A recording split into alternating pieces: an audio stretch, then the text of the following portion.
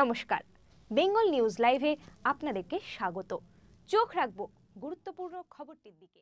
পশ্চিমবঙ্গ সরকার সমষ্টি প্রাণী সম্পদ বিকাশ বিভাগের আত্মা প্রকল্পের মধ্য দিয়ে আরামবাগ ব্লকের 40 জন পরিবারের হাতে বাড়িতে পালন করার জন্য এবং সেই সাথে পরিবারগুলি যাতে স্বনির্ভর হয়ে ওঠে সেই জন্য পশ্চিমবঙ্গ সরকার সমষ্টি প্রাণী সম্পদের পক্ষ থেকে 40টি পরিবারের হাতে 40টি করে মুরগির ছানা, খাবার ও ওষুধ তুলে দেওয়া হলো।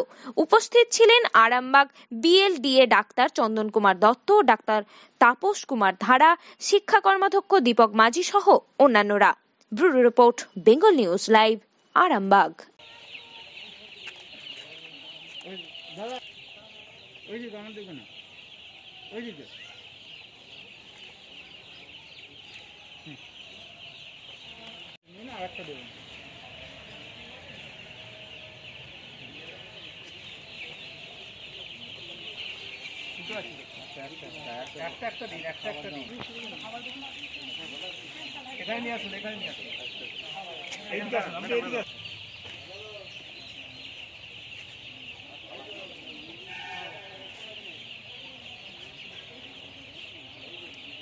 অ্যাকচুয়ালি এটা এগ্রিকালচার ডিপার্টমেন্ট আত্মা, হ্যাঁ, তো ওনাদের স্কিমের একটা ভাগ হচ্ছে আমাদের অ্যানিম্যাল রিসোর্সেস ডেভেলপমেন্টে পড়ে, যেখানে আমাদের রোড আইল্যান্ড রেড আড়াইয়ার পাখি দেওয়া হচ্ছে, তাদের খাবার দেওয়া হচ্ছে এবং তাদের ওষুধ দেওয়া হচ্ছে।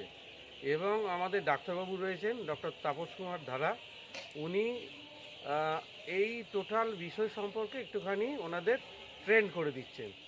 এটা দেয়া হচ্ছে যাতে এটা আত্মার ডিস্ট্রিবিউশন ফর হচ্ছে আপনার অ্যানিম্যাল ডেভেলপমেন্ট, ওরা যাতে স্বনির্ভর হতে পারে। কতজনকে দিয়ে 40 জন বেনিফিশিয়ারি। কত করে দেওয়া হচ্ছে? 40টা করে মুরগি দেওয়া হচ্ছে, খাবার দেওয়া হচ্ছে আর ওষুধ দেওয়া হচ্ছে। আপনার নাম? আমার নাম ডক্টর চন্দন কুমার দত্ত, আমি বিএলডিও আরামবাগ। দেওয়া হচ্ছে কি বলবেন? এটা দেখুন, আপনারা জানেন যে 2011 সালে মমতা বন্দ্যোপাধ্যায় মুখ্যমন্ত্রী হওয়ার পর থেকে তিনি বিশেষ করে গ্রাম বাংলার মেয়েদের যাতে অর্থনৈতিক দিক থেকে স্বাবলম্বী হতে পারে, এই লক্ষ্যটা প্রথম থেকেই ছিল। তারই একটা ধাপ হিসাবে আমাদের যে পশ্চিমবঙ্গ সরকারের যে আত্মা প্রকল্পের মাধ্যমে আজকে আমাদের আরামবাগ ব্লকের 40 জন দিদিভাইদের হাতে তারা স্বনির্ভর হওয়ার জন্য, অর্থনৈতিক দিক থেকে স্বাবলম্বী হওয়ার জন্য, এটা মমতা বন্দ্যোপাধ্যায় একটা অনবদ্য প্রয়াস যাতে স্বনির্ভর হয়। সেই জন্য 40টি করে মুরগির বাচ্চা এবং সেই পরিমাণ খাবার এবং ওষুধ, সেই সঙ্গে সঙ্গে ওনাদেরকে এটাও বলে দেওয়া হয়েছে আমাদের যে পঞ্চায়েত লেভেলে প্রাণী মিত্রা যারা আছে ওদেরকে সাপোর্টিং দেওয়ার জন্য সমস্ত রকম পরিকাঠামো আমাদের সরকারের পক্ষ থেকে যা আছে সমস্ত কিছু দিয়ে অর্থনৈতিক দিক থেকে ওরা যাতে স্বাবলম্বী হতে পারে, স্বনির্ভর হতে পারে, সেটাই একমাত্র উদ্দেশ্য। দীপক মাঝি, কর্মাধ্যক্ষ শিক্ষা সংস্কৃতি তথ্য ক্রীড়া, আরামবাগ পঞ্চায়েত।